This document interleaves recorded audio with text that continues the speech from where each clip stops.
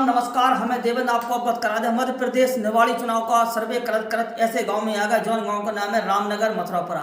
हमारे बीच में रामनगर मथुरापुरा से ऐसे सरपंच प्रत्याशी मौके पर मौजूद है, युवा हैं, लगनशील है और कम उम्र के प्रत्याशी हैं। गाँव के अंदर आपको अवगत करा दें, इनको नाम है अहिर महेश यादव, जो पहली बार चुनाव लड़ रहे हैं। इनको चुनाव चिन्ह बता दें, सब्जियों की टोकरी है। जानत की आखिर कर इनको मूल मंत्र का है, गाँव के लाभ विकास की गंगा बहावे के लाभ, कौन सा उद्देश्य है इनको और जो काय सरपंच को चुनाव लड़ रहे हैं। महेश जी नमस्कार। नमस्कार। बच्चा क्या उद्देश्य है आपको चुनाव सरपंच को चुनाव लड़ने का? क्या है कि आज तक जो भी हुआ है उसमें अच्छा विकास नहीं किया। सरकारी जो जमीनें पड़ी हैं उन्हें लोग बागों ने घेर रखा है। अब योगी जी ने तो अच्छा बुलडोजर चलाया है उत्तर प्रदेश के अंदर, अब मामा का बुलडोजर चल रहा है रामनगर के अंदर, मध्य प्रदेश में। तो जो भी क्या है, जिस जमीनें पड़ी हैं सरकारी, जो किसी की यूज में होनी नहीं है, दो पाक घेर के रखे हैं उन्हें।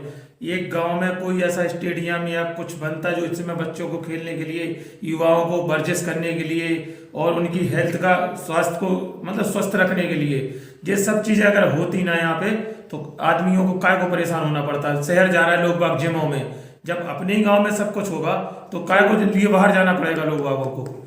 दूसरी बात क्या है, पानी का मुद्दा बहुत जोरों पे है। अच्छा। लोग बाग क्या करते हैं, सरकारी कुओं में मोटर डाल लेते हैं, पानी खींच लेते हैं। अब लोग बाग जाते हैं भरने के लिए, उन्हें रस्सी बाल्टी बहुत गहरा पड़ जाता है तो वो निकाल नहीं पाते हैं। यहाँ पे एक टंकी बनी है जो अभी चालू नहीं हुई है। अब लाइन जैसी निकली बेतवा से तो निकल आई है, अब जामनी में रह गई है।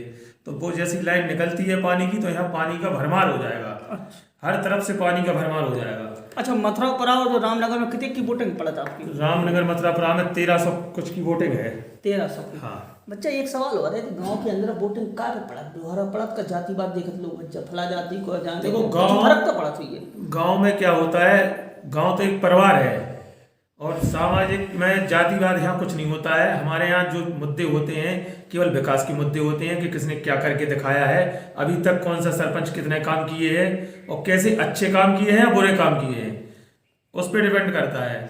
अच्छा, अबे तो आप चुनाव लड़ रहे हैं, कितने दिन आपको संघर्ष रहो तो जब मैदान में उतर आए? मैं करीबन 2013 या 14 से प्रयास कर रहा हूँ। तो गाँव में किस तरीके की मदद करते लोगों की एक दूसरे में?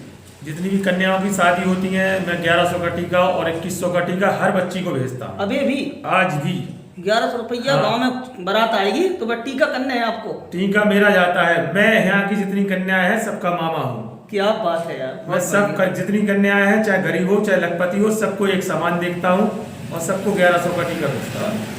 और आपके विचार कहाँ है गाँव के प्रति? गाँव में नालियों की व्यवस्था नहीं है, क्योंकि पुराने सरपंचों ने कुछ किया नहीं।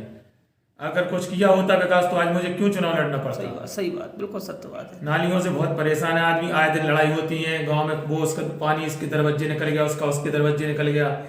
और शिक्षा को स्तर का है? शिक्षा के लिए यहाँ तो 2 गुरुजी हैं स्कूल में। अच्छा। अब 2 गुरुजी 5 तक क्लास को कैसे गाइड करेंगे? सही बात है।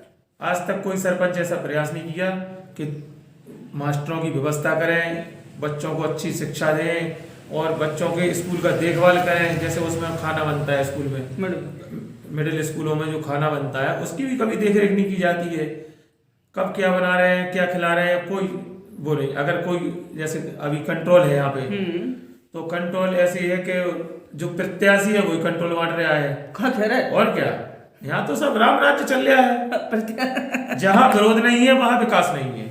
मतलब एक सवाल बहुत अच्छा करा था शुरू में आपने आंसर था तो कि गांव में जमीन कब्जा हो रही, बुलडोजर चले जैसे योगी चला रहे हैं, तो आपको उद्देश्य कहा है जमीन सरकारी में किस तरीके से रूप में यूज करी जाए? उसको ऐसा करना है, जो जमीन निकलेगी सरकारी उसमें वृक्षारोपण कराएंगे जिससे पर्यावरण संचल रहे, अच्छा रहे, जल का स्तर अच्छा रहे। दूसरी बात क्या है, जब अपन को ऑक्सीजन की कमी हो रही है हर जगह से, दिल्ली देखो सब चिल्ला रहा है कि प्रदूषण फैल रहा है, अपन जब यहाँ पे 1001 वृक्ष, हर घर का व्यक्ति एक वृक्ष लगाएगा, जैसे यहाँ 1300 की वोटिंग है तो हर वोटर 1 वृक्ष लगाएगा, तो यहाँ 1300 वृक्ष लगेंगे। बहुत शानदार, अच्छी सोच है। मंदिर है ऊपर पहाड़िया पे, 25 एकड़ जमीन पड़ी है। अच्छा। हाँ, सरकार प्रावधान आपको एक ही मतलब हमें नहीं, पेड़ तो मैं ला के दूंगा, हर घर वाले से निवेदन करूंगा घर घर जाके कि भाई आप जाओ एक वृक्ष लगाओ। उसको संचित करने के लिए मैं वहाँ एक लड़का रखूंगा, टंकी बन गई है, पानी की व्यवस्थाएं होंगी, वहाँ एक हौदी भी बनवा रहा हूँ। अच्छा, राजनीति की सियासत की बात करें, आप ही कर रहे हैं, पिताजी और दादा करत आ रहे हैं? नहीं, हमारे समाज से भी हमारे घर में किसी ने आपकी राजनीति नहीं सोच। की। पहला ही मैं हूँ जो राजनीति में उतरा हूँ। मतलब बता दें आपको जे थे अहीर महेश यादव जिन्होंने बताया थी अच्छी सोच है। अबे तो कौन सरपंच प्रत्याशी जानी गई कि जो सरकारी जमीन पर हो रहा कब्जा उनके ऊपर सही संचालन करो जाए। तो वास्तव में सोच अच्छी है इनकी। आपको बता दें मध्य प्रदेश में तो वैसे ही क्षेत्रफल ज्यादा है, जनसंख्या कम है, अलग जमीन बहुत है, परंतु का इस तरीके से लुटाई मची गाँव के अंदर तो बेकार है। फिर अगर वह जमीन पर सरकार अनुसार कोनो सारांश खुल जाए या पेड़ पौधे लग जाए या कोनो फैक्ट्री बन जाए, गौशाला खुल जाए, तो जहाँ पे सरकार के युवा साथी हैं जो बच्चा गांव के मोड़ी मोड़ा फिर रहे हैं उन्हें संचालन कराए और लोग बात यहाँ से प्रसन्न हुए। देख वाली बात है कि महेश जी ने अच्छी बात करी। वो जगत मम्मा है गांव के हर बच्चियन को टीका करने को काम करे, जो बहुत अच्छी शानदार पहल है। तो विश्वास आशा है कि गांव वाले से कि इन पर किस प्रकार लोग बाग मेहरबान हो रहा है। दो ही गाँव के मथुरापुरा और रामनगर जनता कैसे मेहरबान हो रही है, महेश जी को कैसे चुन रही, ये जनता ही जाने। कैमरा मैन आशीष के साथ देवेंद्र कुमार, संवाददाता देव न्यूज झांसी।